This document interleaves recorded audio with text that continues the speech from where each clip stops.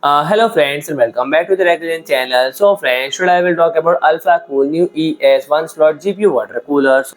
So friend, the Alphacool has announced the Enterprise Solution series with the new ES 1 slot GPU water cooler for the NVIDIA H200 141GB, a cooling solution specifically designed for professional use, and the cooler impressed with a compact one slot design, making it ideal for use in rack and case with limited space, and the space saving rear facing port layout simplify integration into existing water cooling loops even under demanding installation condition, and the cooling block is made from high quality composite copper and which is significantly more durable than conventional nickel plating, and this combination of reliable protection against corrosion, scratches, and thermal stretch, and ideal for continuous 24/7 operation in professional environment with an optimized cooling channel structure and evenly dissipated from the GPU, VRAM, and voltage regulators. And this precisely guide water flow, ensure maximum cooling performance along with the high operational reliability. So, friend, if you like my video, please do like, share, and comment.